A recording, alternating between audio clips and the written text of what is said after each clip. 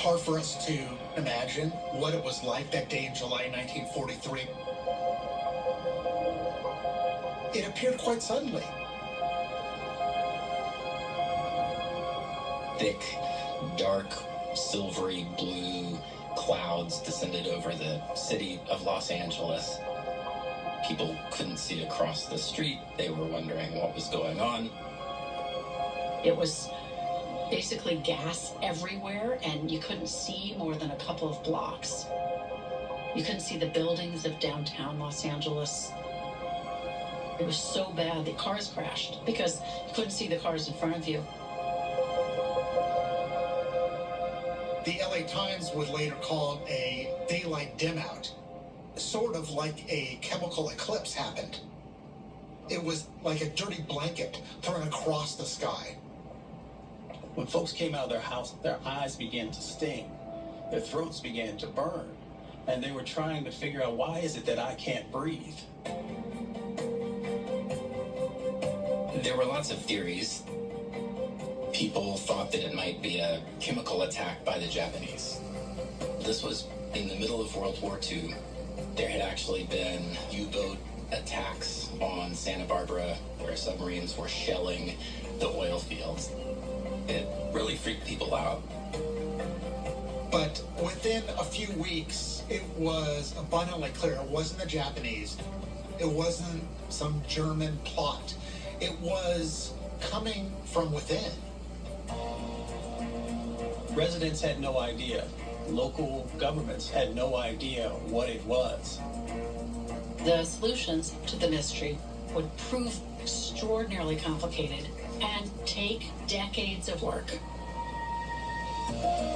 We do some rather wild demonstrations with little children in gas masks. We're tired of double talk. We're tired of mumble-jumble language. It would revolutionize the auto industry. A high school student would recognize this as a conspiracy. It would bring together people from all kinds of ideological stripes with a common civic commitment to a common civic goal. My fellow Californians, today we lead the nation in the battle for cleaner air. We're going to set these standards based on what's safe for the public, not on what's convenient for you to do. The lives we spend in the future are going to be pollution-free. What began in the Los Angeles of the 1940s and 50s would have a tremendous effect on the quality of air that we all breathe to this day.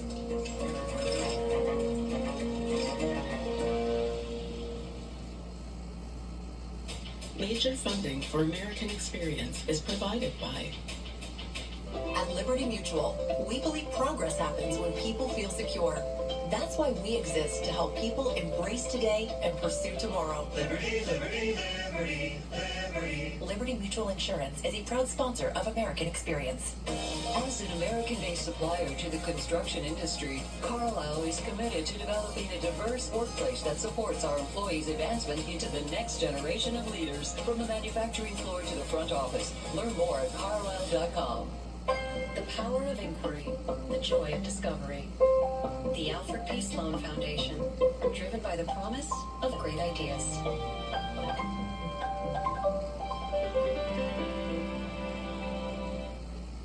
Funding for Clearing the Air, the War on Smog is provided by supporters of the GBH Climate and Environment Fund, with major support from Barbara and Amos Hofstetter, and additional support from Rita J. and Stanley H. Kaplan Family Foundation, Incorporated. American Experience is also made possible by the Robert David Gardner Foundation, members of the American Experience Trust, the Corporation for Public Broadcasting, and by contributions to your PBS station from viewers like you. Thank you.